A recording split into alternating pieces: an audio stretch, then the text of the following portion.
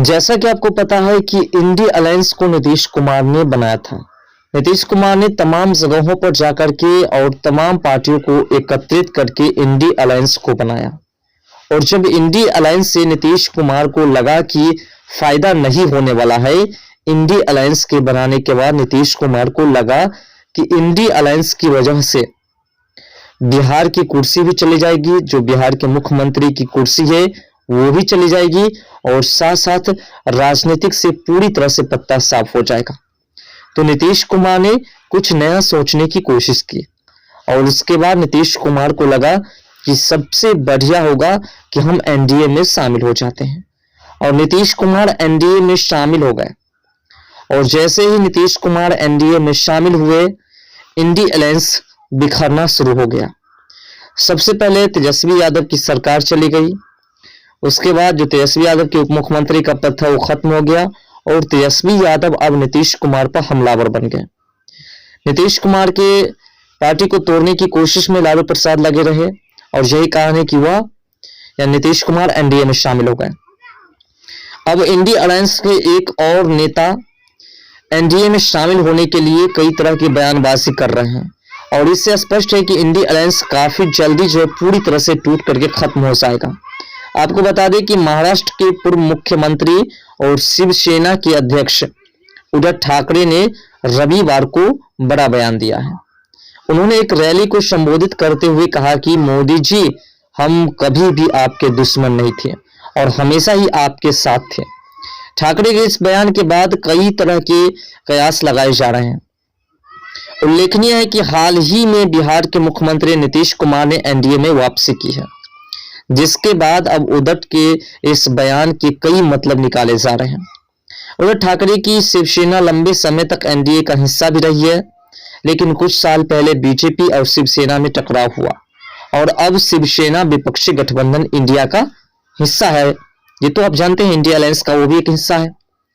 लेकिन उद्धव ठाकरे ने रैली में कहा कि पीएम की हाल की महाराष्ट्र यात्राएं इस बात का निरीक्षण करने के बारे में है कि यहां से गुजरात क्या ले जाएगा और क्या ले जाया जा सकता है। और यही कारण है कि अब जो है उद्धव ठाकरे भी इंडी अलायंस को छोड़ करके एनडीए में शामिल होने के बारे में सोच रहे हैं।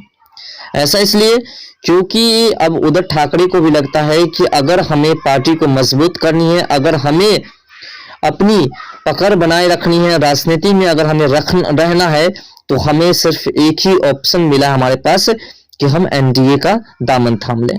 क्योंकि इंडी अलायंस में अगर इंडी अलायंस को जीत भी मिल जाती है तो इंडी अलायंस में उद्धव ठाकरे को कोई स्थान नहीं मिलेगा।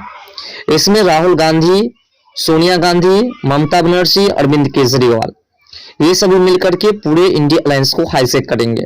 इसमें लालू प्रसाद की भी भूमिका रहेगी। रैली को संबोधित करते हुए उद्धव ठाकरे ने कहा कि मैं मोदी जी को बताना चाहता हूं कि हम कभी भी आपके दुश्मन नहीं थे, आज भी हम दुश्मन नहीं है। हम आपके साथ थे, शिवसेना आपके साथ थी, लेकिन आपने हमें खुद दूर कर दिया।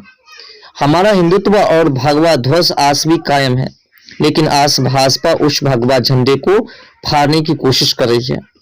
अपने भाषण में उद्धव ठाकरे ने यह दावा किया कि वह बीजेपी ही थी जिसने शिवसेना से नाता तोड़ा था।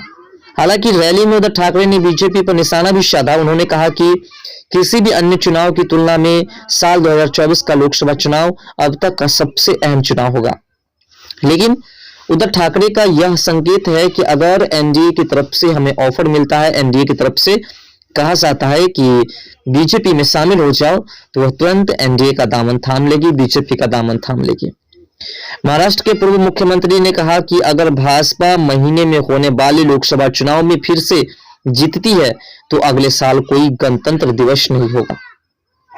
उद्धव ठाकरे ने कहा कि प्रधानमंत्री मोदी महाराष्ट्र के लगातार दौरे कर रहे हैं। उन्होंने कहा कि वह जब भी आते हैं राज्य से कुछ न कुछ गुजरात के ले जाते हैं। सिंधुदुर्ग में कोंकण तट पर नौसेना दिवस मनाया गया। प्रधानमंत्री यहां आए और फिर सुना कि मैंने मुख्यमंत्री रहते हुए जिस पनडुब्बी पर्यटन परियोजनाओं को मंजूरी दी थी उसे गुजरात स्थानांतरित किया जा रहा है। इसका मतलब साफ है कि गुजरात के जो कनेक्शन है मोदी जी का, उस कनेक्शन से काफी घबराए हुए हैं उद्धव ठाकरे, और इसीलिए उद्धव ठाकरे चाहते हैं किसी भी तरीके से कि हम जो है एनडीए का दामन थाम ले, तभी हमारी जो है विजय मिल सकती है 2024 के लोकसभा चुनाव या फिर विधानसभा चुनाव हो। पूर्व मुख्यमंत्री उद्धव ठाकरे ने महाराष्ट्र के सिंधुदुर्ग जिले के सांतवाड़ी में एक रैली को संबोधित करते हुए कहा कि 1990 के दशक में पिछली शिवसेना भाजपा सरकार ने मुंबई में अंडरवर्ल्ड गिरोह की कमर तोड़ डाली थी। उन्होंने एकनाथ शिंदे के नेतृत्व वाली सरकार के किसी सहयोगी का नाम लिए बिना कहा कि लेकिन अब मौजूदा सरकार में गिरोह के बीच युद्ध छिड़ गया है। तीसरा गिरोह 70,000 करोड़ रुपए के सिंचाई घोटाले में डूबा हुआ है और इसलिए उसके पास सिर उठाने का समय नहीं है। उन्होंने कहा कि मोदी को यह समझना चाहिए कि अन्य दलों को तोड़ने और उनके नेताओं को अपने पाले में लाने की प्रवृत्ति के कारण भाजपा की राज्य इकाई कमजोर हो गई है। उद्धव ठाकरे ने कहा कि वह किसी व्यक्ति विशेष के विरोध नहीं है, किसी का विरोध नहीं करते हैं, बल्कि झूठ और तानाशाही के खिलाफ है।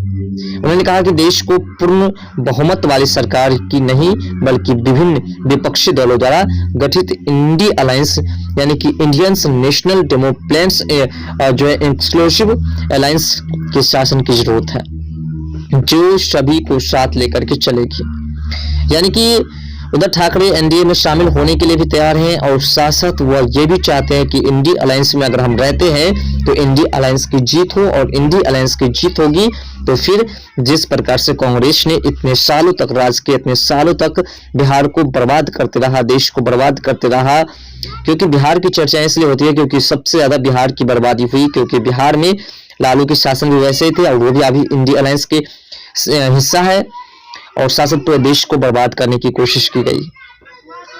और यही कारण है कि अब जो है इंडी अलायंस की जो नौबत आ चुकी है।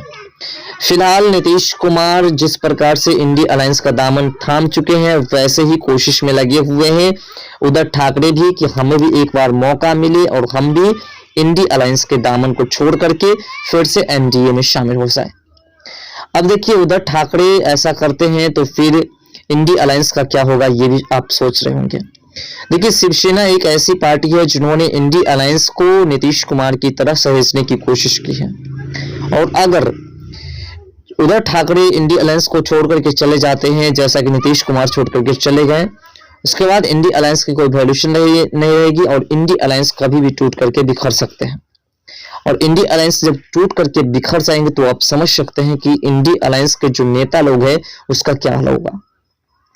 और ये भी आपको पता है कि अभी जितने भी घोटालेबाज हैं उन तमाम घोटालेबाज को जेल के अंदर डालने का सिलसिला लगातार चल रहा है, और इस सिलसिले को लगातार जो है गंभीरता से देखा जा रहा है, क्योंकि इस सिलसिले में एक ऐसा मुद्दा भी सामने है जिस मुद्दे के तहत जो है तमाम घोटालेबाज को जेल के अंदर डाल करके और इंडी अलायंस में जितने भी पार्टियां शामिल है उन तमाम पार्टियों की उन तमाम कार्यों पर ध्यान दिया जा रहा है, जिस कार्य की वजह से वो लोग आज इस मुकाम तक पहुंचे हैं।